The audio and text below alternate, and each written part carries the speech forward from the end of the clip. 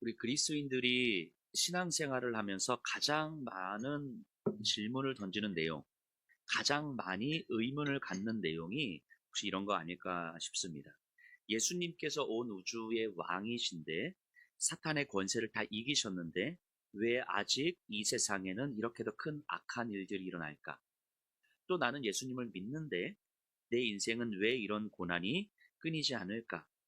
예수님이 승리하셨으면 지금도 다스리고 계시면 선한 일들로 이 땅을 채워주시고 하나님의 자녀된 나는 큰 어려움 없이 잘 살게 해 주실 수 있을 듯한데 현실은 안 그러잖아요. 그러니 때로는 예수님을 믿는 것이 아무 의미 없게 느껴지기도 해요. 뭔가 삶의 안전함과 즐거움이 있어야 할 듯한데 그러지 않습니다. 주님이 주시는 평안이 있다고 하는데 매일의 삶에서 평안은커녕 불안만 가득하죠. 세상은 점점 더 소망이 없어 보이기도 합니다. 그럴 때마다 우리는 이런 질문을 던지게 돼요. 정말 하나님 살아 계십니까? 지금 우리의 삶을 보고 계시는 거 맞습니까? 히브리서를 읽고 있는 성도들도 같은 질문을 했던 것 같아요. 1장에서는 예수님으로 충분하다. 예수님은 그 어떤 존재와 비교할 수 없는 탁월한 존재다라고 이야기했잖아요. 2장으로 넘어오면서 히브리서 저자는 그러니까 예수 그리스도께 깊이 닻을 내리고 세상의 흐름에 흘러 떠내려가지 않도록 하자라고 권면을 합니다. 그런데 문제는 그렇게 말씀을 듣고 아멘을 하고 다시 일상으로 돌아와 현실을 마주하면 삶의 고난은 여전하더라는 거예요. 자녀들에게 먹일 빵 한 조각에 고민해야 하는 현실, 예수 믿는다고 말할까 말까 고민해야 하는 현실, 사회적 박해와 소외 속에서 눈물을 삼켜야만 하는 현실은 여전하더라는 거예요. 우리도 마찬가지 아니겠습니까? 예배를 드리고 아무리 뜨겁게 기도하고 아멘을 외쳐도 자녀 학원비에 등골이 휠 수밖에 없는 현실, 숨만 쉬어도 나가야 하는 돈을 생각할 때마다 내 삶이 왜 이리 지질이 궁상인지 서글퍼지는 현실. 그렇게 애쓰고 있는데 자녀들은 지멋대로 살아가려는 모습에 나도 모르게 속상해서 눈물 터지는 현실. 이런 내 마음을 알아주는 사람은 없는데 나를 속상하게 만드는 사람들만 있는 것 같은 현실. 안 그래도 힘겨운데 삶에 큰 문제가 한 번씩 터지면 견딜 수 없을 정도로 무너지는 인생. 우리의 일상이 어쩌면 이렇게 흘러가고 있지 않습니까? 그럴 때면 너무 속상해서 하나님께 탄식을 하죠. 도대체 어떻게 살아야 합니까? 도대체 내가 뭘 그리 잘못했길래 숨막히는 현실을 반복해야만 합니까? 정말 하나님 살아계신 거 맞습니까? 예수님을 믿는 것이 지금 내 삶에 무슨 의미가 있습니까? 이런 탄식이 절로 나올 때가 있죠.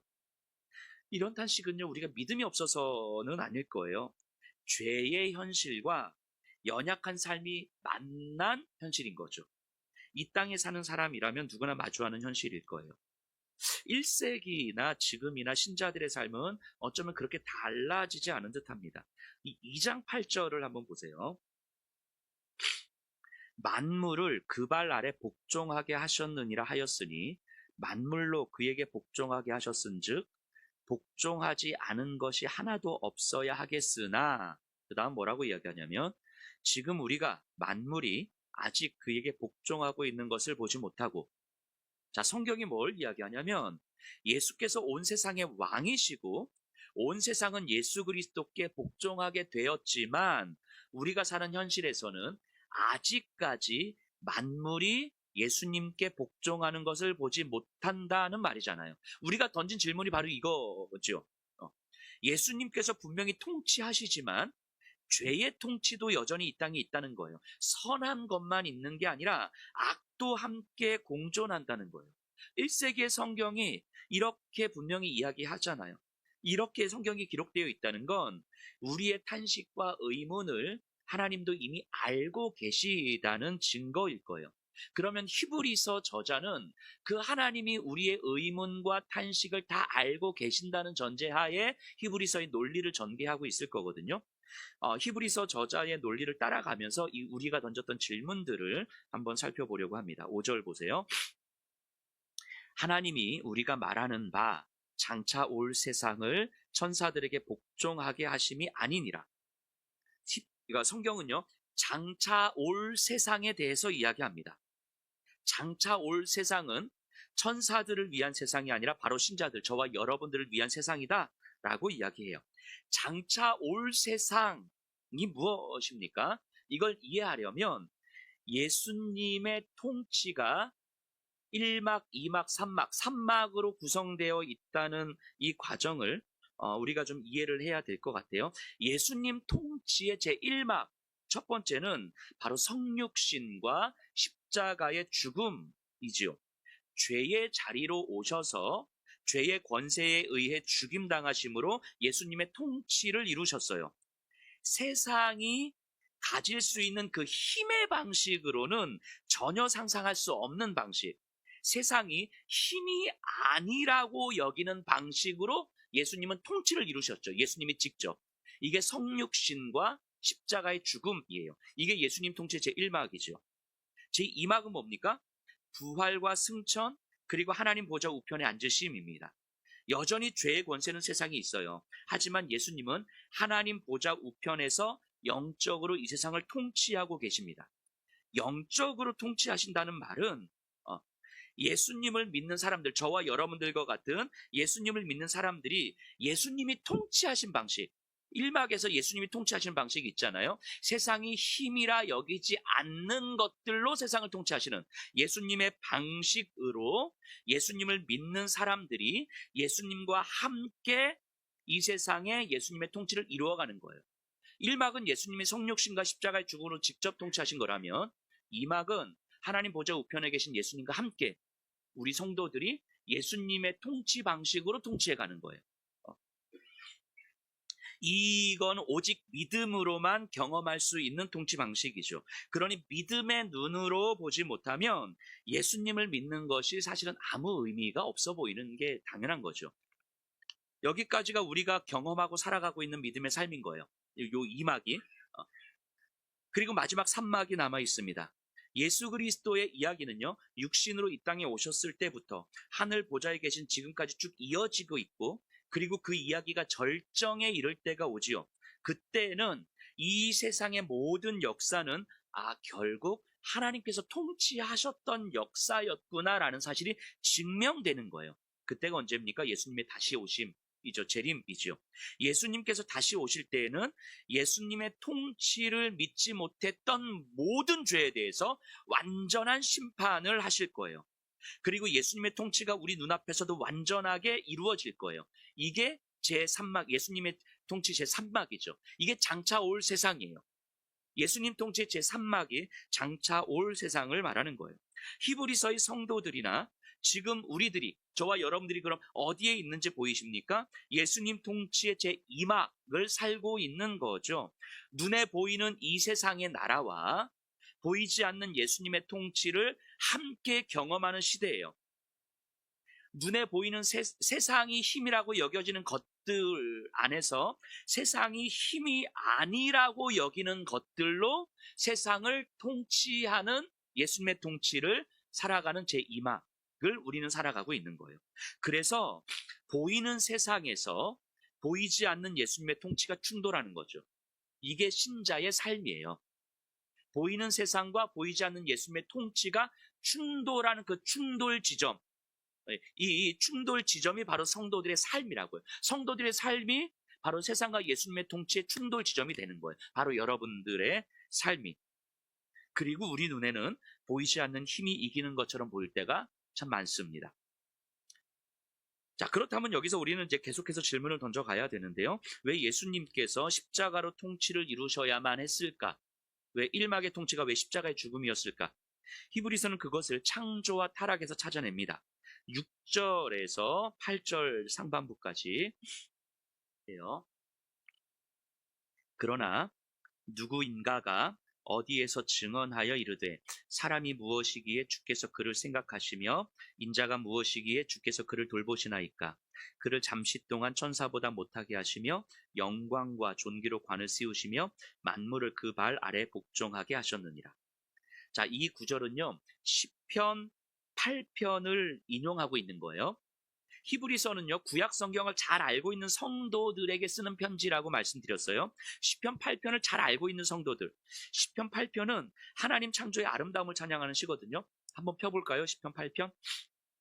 히브리서 2장 펴놓으시고요. 시편 8편 5절 6절이에요.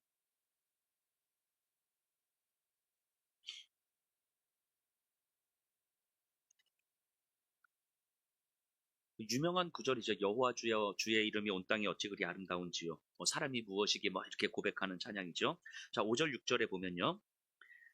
그를 하나님보다 조금 못하게 하시고 영화와 존귀로 관을 씌우셨나이다.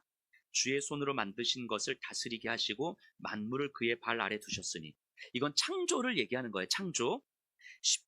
그러니까 시편 8편을 히브리서는 인용하고 있는데, 그런데 시편 8편과 히브리서가 살짝 달라요. 시편 8편에서 그를 하나님보다 조금 못하게 하시고, 그는 인간을 얘기합니다. 하나님께서 창조하신 인간.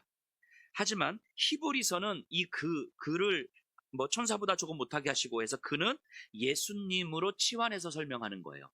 그러니까 조금 다르죠. 시편 8편을 보세요. 인간을 하나님보다 조금 못하게 하시고 창조 세계를 다스리도록 하셨어요. 아담과 하와에게. 그것을 뭐라고 표현하냐면 영화와 존귀로 관을 씌우셨다, 이렇게 표현하는 거예요. 이게 시편 8편이에요. 어렵지 않으시죠? 그런데 히브리서에서는요, 인간으로 오신 예수님을 천사보다 조금 못하게 하셨다고 말한 후에 부활과 승천하신 예수님이 만물을 다스리게 하셨다고 말씀하세요. 그리고 그것을 영광과 존귀로 관을 씌우셨다고 말씀하시는 거예요. 자, 시편 8편의 인간과 그리고 히브리서 예수님이 이제 연결되고 있음이 보이시죠? 만물을 다스리게 하신 그 직분, 만물을 다스리게 하신 그 역할을 보고 뭐라고 표현하는 거예요? 영화와 존귀로 관을 씌우셨다. 이렇게 이야기한다고요. 그러니까 인간에게도 하나님은 영화와 존귀로 관을 씌우셨고 만물을 다스리는 권한을 주셨으니까, 예수님께도 영화와 존귀로 관을 씌우셨어요. 만물을 다스리게 하셨으니까. 자, 이게 창조에서 예수님의 십자가를 연결시키는 방식인 거예요. 그런데 인간으로 다시 가서 보면 인간은 영광과 존귀의 관을 버렸습니다. 뭐 때문에요? 죄 때문에요. 사탄이 인간에게 유혹하잖아요. 선악과를 먹으면 하나님처럼 될 수 있다고. 피조물로서 하나님보다 못한 존재로 지음받아서 하나님을 닮아가야 하는 삶이 자신의 힘을 키워서 하나님이 되려고 했던 거예요. 이게 사단의 통치죠. 이게 죄의 통치죠. 결국 내가 하나님이 되려는 삶은 내가 내 삶의 주인이 되려는 삶이잖아요. 그죠? 하나님이 주인이 된 피조물의 삶에서 내가 내 삶의 주인이 되려는 삶. 내가 내 삶의 주인이 되려면 결국 힘을 가져야 되는 거잖아요. 동생 아벨을 죽인 가인처럼, 바벨탑을 쌓은 인간들처럼요. 그래서 이 세상이 힘이라고 여기는 것들을 가능한 많이 갖는 삶. 그것이 내가 하나님 되려는 삶이고 내가 내 삶의 주인 되는 삶이고 세상은 그 삶이 성공이고 잘 사는 삶이라고 부추기고 있는 거죠. 그게 죄의 본질이에요. 그게 죄의 통치죠. 이런 세상에서 우리는 그것들을 잃어버릴까 하는 두려움에 살아갈 수밖에 없습니다. 누구든. 고난은 그 두려움이 현실이 되는 상태잖아요. 고난이라는 건. 그래서 우리는 두려움을 감추려 애쓰며 살아가려고 하고요. 그래서 가능한 한 우리의 힘을 비축해 놓으려 하는 거잖아요. 그런데 그렇게 살아도 잘 안 되면 우리는 절망하는 거고요. 여러분, 죄의 지배는 인간을 두려움으로 살게 합니다. 두려움이 힘을 욕망하게 만들고 힘에 대한 욕망은 약함을 수치로 만들어버려요. 이것이 죄가 지배하는 이 세상의 통치 방식이죠. 그래서 우리가 힘을 갖지 못한 상태를 수치스럽게 여기는 거잖아요. 남들보다 돈이 없으면 창피해하는 거잖아요. 다른 자녀들보다 우리 자녀들이 잘 못하면 창피하는 거잖아요. 두려움은 힘에 대한 욕망을 만들고 힘에 대한 욕망은 약함을 수치로 만들어버리죠. 모든 인간은요, 여기로부터 자유로울 수가 없습니다. 저와 여러분들도 마찬가지죠. 하지만 다시 창조의 질서로 돌아가서 보면요, 하나님께서 보실 때에는 인간에게 허락한 영광과 존귀의 관을 잃어버린 거고 하나님이 허락하신 세상에 대한 통치권을 상실한 삶인 거죠. 하나님 보실 때에는 하나님 없이 살아가려고 하는 인간 존재 전체의 비틀림 현상이죠. 인간이 창조된 상태에서 비틀려버린 모습이잖아요. 그리고 그 비틀림 자체가 이미 우리를 아프게 하고 세상을 무너뜨리는 비극이 되는 거예요. 여기까지 우리가 바라본다면 이 세상과 인간의 근본적 문제가 어디서부터 비롯되어 있는지 이제 통찰하셔야 됩니다. 도덕성이 떨어져서가 아니에요. 이기적인 삶을 살아서가 아니에요. 사람들이 교육을 못 받아서가 아니라고요. 문명이 미개해서가 아니라고요. 돈이 부족해서가 아니라고요. 하나님이 주신 통치권을 상실한 삶, 하나님이 씌워주신 영광과 존귀의 관을 잃어버린 삶, 결국 인간이 하나님이 되려는 욕망, 이것이 이 세상과 인간의 근본적 문제예요. 히브리서 저자는요, 이 부분을 파고 들어오는 거예요. 이 부분을. 그렇다면 인간과 세상을 향한 하나님의 구원은 어디로부터 시작되어야 됩니까? 가장 근본적으로 인간이 하나님이 되려는 죄를 끊어내는 것으로부터 시작되어야 되는 거죠. 인간의 삶을 편안하게 잘 만들어주는 것, 여기로 시작되는 것이 아니라 인간이 내 삶의 주인이 되려는 그 죄로부터 끊어내는 것, 여기서부터 시작되어야 되는 거예요. 그래서 인간이 세상의 힘을 가져야만 하는 그 상태의 실체, 두려움으로 통치하는 죄의 실체를 폭로해야만 하는 거예요. 인간 존재가 어떻게 비틀려 있는지를 폭로하셔야 되는 거예요. 그게 십자가요, 부활이지요. 십자가는요, 세상이 결코 힘이라 여기지 않는 삶이었잖아요. 약함이라 여기는 삶이었고 수치스러워하는 삶이었죠. 세상이 두려워하는 자리였죠. 오직 죄가 없으신 예수님만이 그 자리에서 두려움이 아니라 수치스러움이 아니라 사랑의 능력으로 세상을 품으셨어요. 부활은 사랑의 능력의 확증이었죠. 세상의 힘이 아니어도 하나님의 사랑으로도 충분히 이 세상을 통치하시는 하나님의 능력이 바로 십자가와 부활이죠. 자, 9절 보세요. 오직 우리가 천사들보다 잠시 동안 못하게 하심을 입은 자 곧 죽음의 고난 받으심으로 말미암아 영광과 존귀로 관을 쓰신 예수를 보니 이를 행하심은 하나님의 은혜로 말미암아 모든 사람을 위하여 죽음을 맛보려 하심이라. 원래 인간에게 허락된 영광과 존귀의 관이었어요. 그런데 지금은 예수님께서 그 관을 쓰고 계십니다. 그러니까 우리가 예수님을 바라보고 예수님과 연합한다면 원래 우리에게 허락되었던 관을 다시 주시겠다는 거예요. 원래 인간에게 허락됐던 관.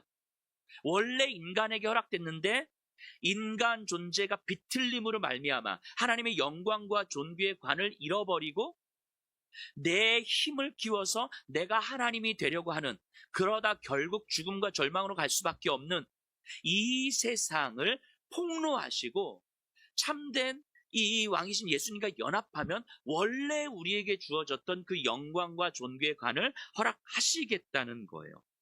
자, 10절 보세요. 그러므로 만물이 그를 위하고 또한 그로 말미암은 이가 많은 아들들을 이끌어 영광에 들어가게 하시는 일에 그들의 구원의 창시자를 고난을 통하여 온전하게 하심이 합당하도다. 구원의 창시자라고 말하는데 더 정확하게 번역하면 구원의 선구자, 이런 의미예요. 즉 시작하신 분 맞지만 좀 더 정확한 의미는 앞서 걸어가신 분, 이런 의미예요. 그러니까 우리보다 먼저 걸어가신 분, 그럼 우리는 그분을 따라가는 존재. 선구자는 그런 의미죠. 그러니까 그것을 믿고 그분을 바라볼 수 있다면, 그래서 그분이 걸어가신 길을 따라가면 우리에게 허락된 영광과 존귀의 관을 경험할 거다라는 거예요. 세상의 눈으로 볼 때는요, 하나님의 통치권으로 바라보지 못하면 지금 만물이 아직 예수님께 복종하는 것을 보지 못하는 것이 사실입니다. 하지만 믿음의 눈으로 보면 예수님은 영광과 존귀로 관을 쓰셨고 역사를 다스리고 계십니다. 믿음의 눈으로 보면 역사는 모두 예수님을 가리키고 있고 예수님의 재림을 향해서 움직이고 있는 거예요. 지금도. 그리고 예수님의 재림 때에는 모든 눈이 다 볼 거예요. 예수님이 이 땅에 오시고 예수님이 이 땅을 통치하시는 것을 모든 눈이 다 볼 거예요.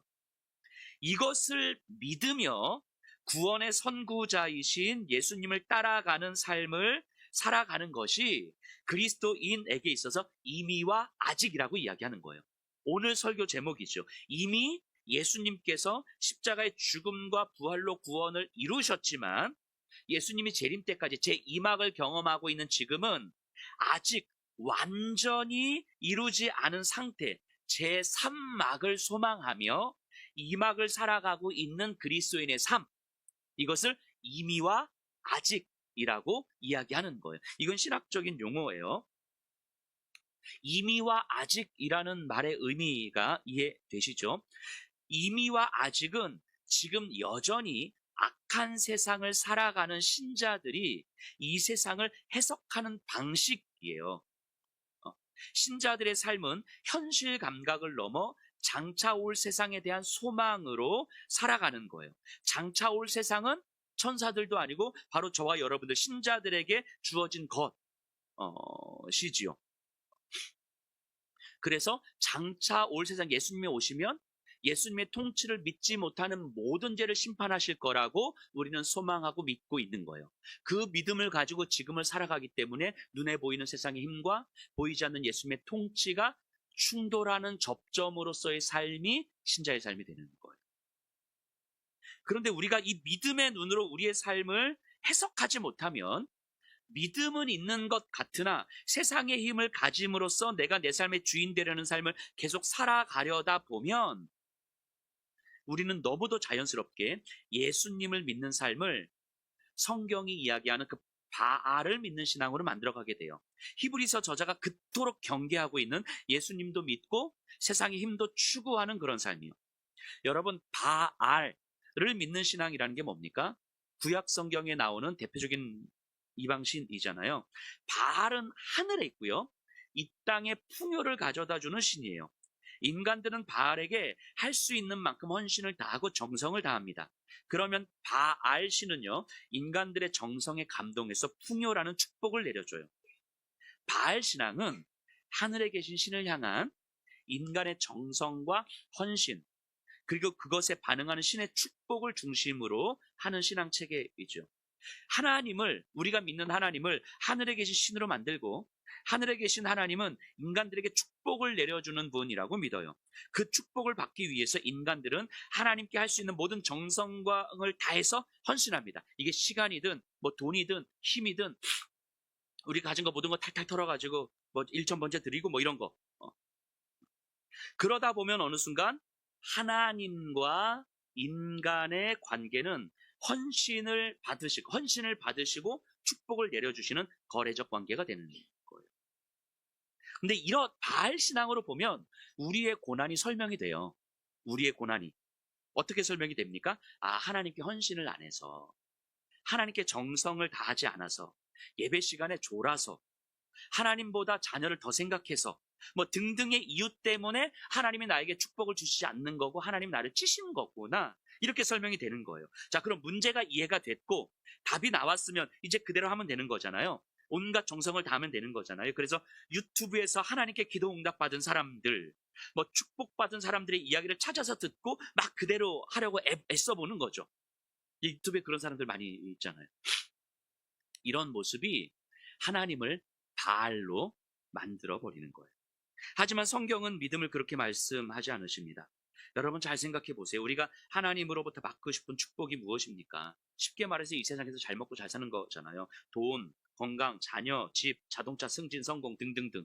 뭐 대단한 것들은 아닐지라도 적당히 남들보다 조금은 더 잘 살고 싶은 것들. 세상에서 약함이 아닌 삶을 살아가고 싶은 것. 두렵고 수치스러운 삶이 아닌 삶을 살아가고 싶은 것. 세상이 힘이라고 여기는 것들이잖아요. 그럼 여기서 이제 여기까지 오셨으면 이제 우리는 이제 좀 깨닫게 되셨을 거예요. 이런 신앙은 예수님의 십자가 통치와는 정반대의 방향이라는 것. 세상에서 힘이 아니라고 여겨지는 것, 십자가를 통해서 통치하시는 예수님과는 정반대의 방향이라는 것.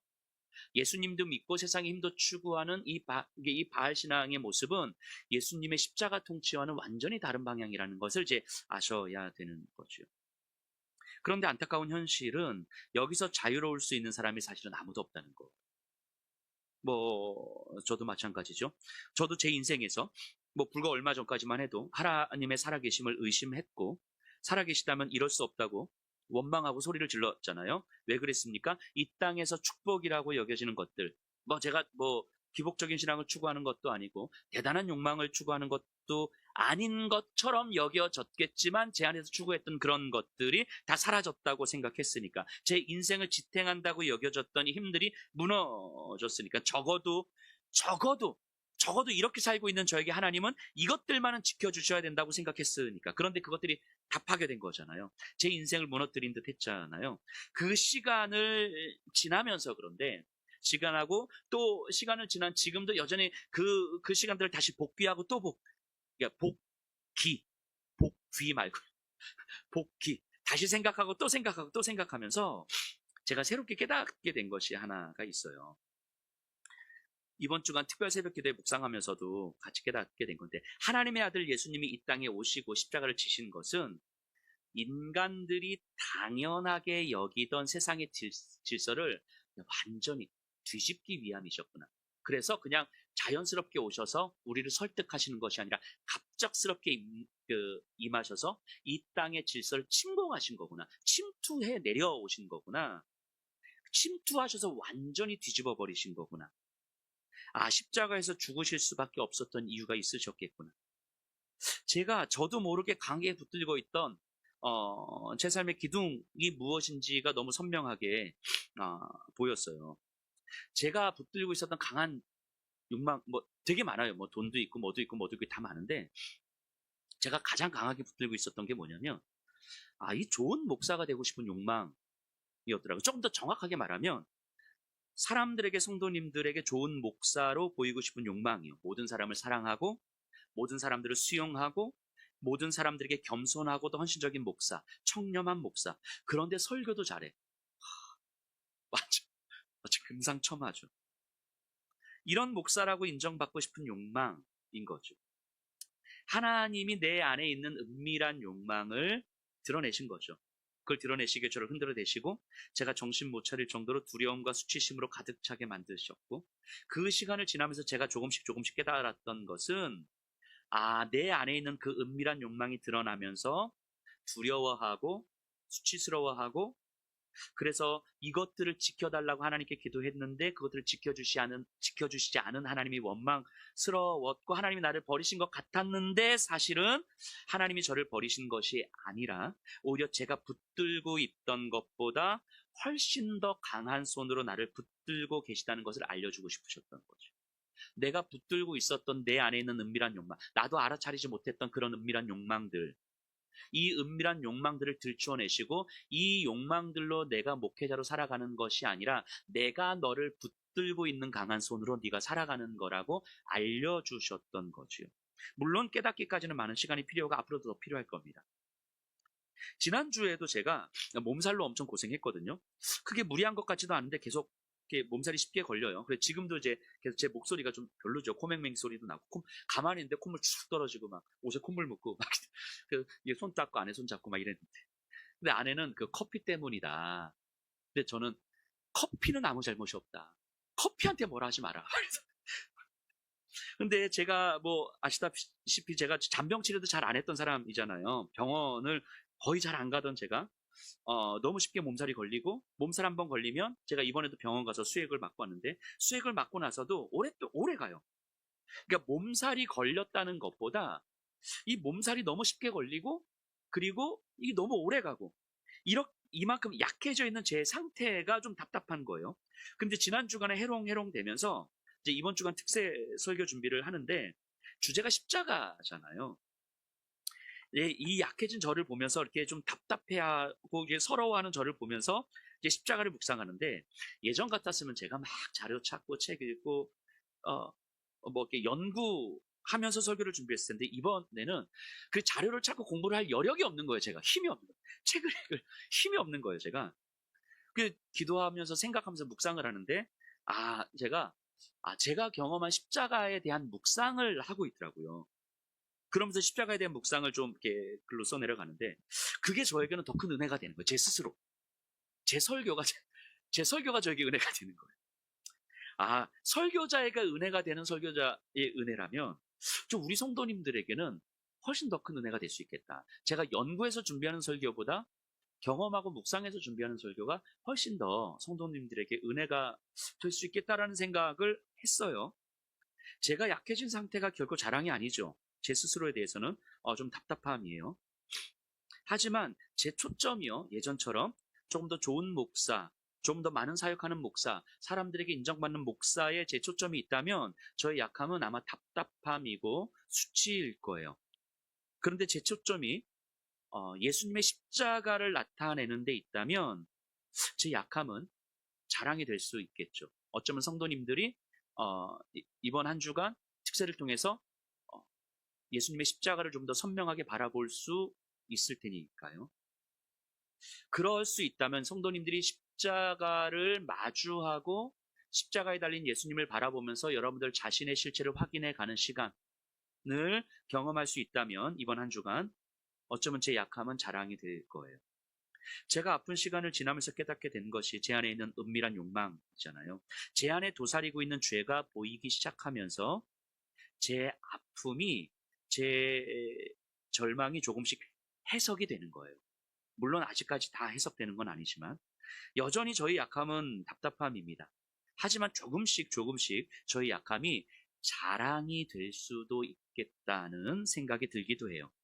세상이 힘이라고 여기던 것들이 무너져가는 두려움, 세상이 힘이 아니라고 여기며 수치스럽게 여겨지던 어떤 저희 상태, 거기서 만나게 된 예수님의 십자가는요, 지금 제가 이 땅에서 예수님 통치의 산막을 소망하며 이 막을 살고 있음을 깨닫게 하는 거예요. 이미와 아직을 살고 있음을 경험하게 된 거죠. 그래서 약함을 자랑할 수 있는 삶이 진짜로 가능하다는 것을 이제 조금이나마 알게 된 거예요. 매우 추상적으로 나의 약함이 자랑입니다 라고 수없이 많이 고백했지만 그게 진짜일 수 있겠다.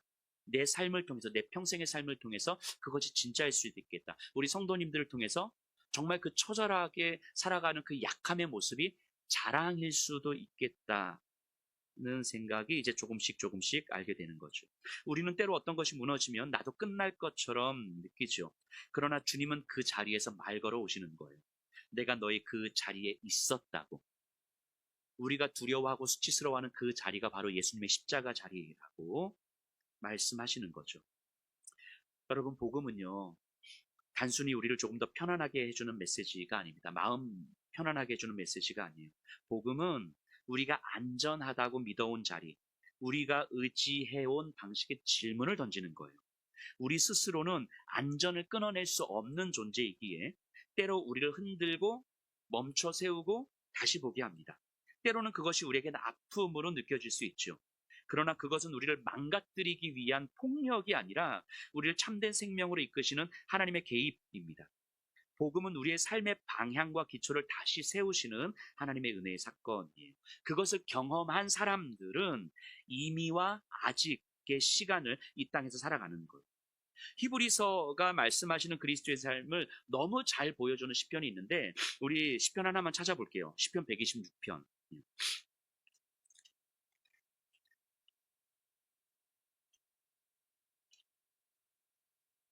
시편 126편 6절이에요.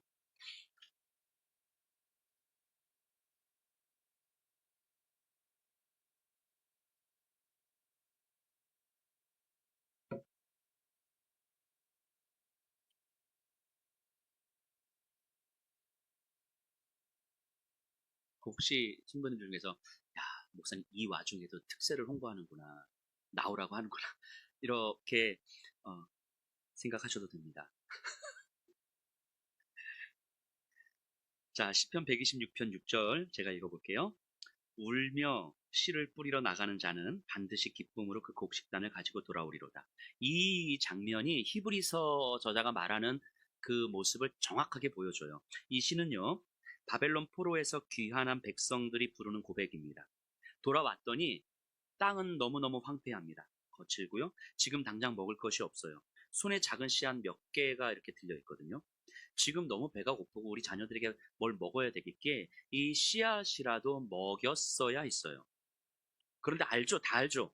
지금 이 씨앗을 먹으면 당장은 배를 채울 수 있지만 결국 죽는다는 것. 그런데 우리는 그거를 포기 못하는 게 인간이잖아요.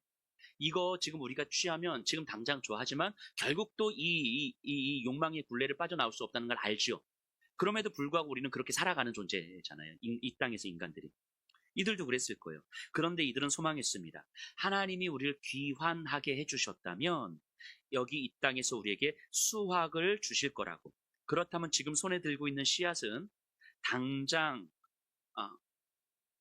배를 위해서 먹을 것이 아니라 비록 배가 고파서 비록 내 자녀들이 먹을 것이 없지만 이 씨를 땅에 뿌리는 것이 이 백성, 이 공동체를 위한 하나님의 일이고 통치라고 생각한 거예요. 그때 부른 노래가 126편입니다. 울며 씨를 뿌리러 나가는 자는 지금 배고프고 이 씨앗이 절대적으로 필요한 사람이지만 하나님의 통치를 믿음의 눈으로 바라볼 수 있는 사람은 울면서 이 씨를 내 배를 채우기 위한 방식이 아니라 하나님의 통치를 이루는 방식으로 땅에 뿌리는 거예요. 지금 당장의 현실적 이익이 아닌 지금의 눈물을 흘리는 자는 시간이 지난 후에 기쁨으로 곡식단을 가지고 돌아올 거예요. 지금 눈물로 믿음의 눈으로 바라보며 이 세상의 힘과 거룩한 충돌을 경험하는 이 제 2막을 살아가는 이미와 아직을 살아가는 신자들의 삶은 지금 눈물을 흘리는 이 시간은 예수님의 3막이 시작될 때 장차 올 그 세상에 기쁨으로 곡식단을 거둘 거라고 이야기하는 거죠. 지금 눈물로 씨를 뿌리는 삶, 지금 당장 내 배를 채울 수 있는 현실을 선택하지 않는 삶, 그것이 십자가의 예수님이셨고 예수님을 구원의 선구자로 믿고 따르는 그리스도인들의 삶입니다.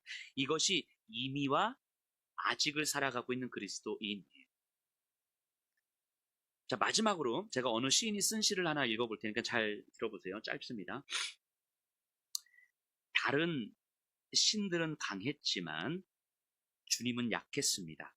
그들은 앉아서 갔지만 주님은 비틀비틀 걸어서 보좌로 나아갔습니다. 하지만 우리의 상처에는 오로지 하나님의 상처만이 말을 걸 수 있습니다. 어떤 신도 상처를 입지 않았지만 주님 홀로 상처를 입었습니다. 이게 시예요. 우리의 눈물과 아픔에 말 걸어오시는 분이 우리 예수님이십니다. 우리의 눈물을 너무 잘 아시는 주님이시니까. 그 주님이 눈물을 흘리며 씨를 뿌리는 우리의 삶을 함께 걸어주시는 거예요. 그 주님이 우리에게도 전부가 되셔도 되지 않겠습니까? 여러분들의 인생에 그 주님이 전부가 되셔도 되지 않겠습니까? 지금 우리는 이미와 아직을 살아가고 있다는 것을 제3막을 소망하며 제2막을 살아가고 있는 신자의 삶이라는 것을 반드시 기억하며 또 주어진 오늘을 살아가셨으면 좋겠습니다. 우리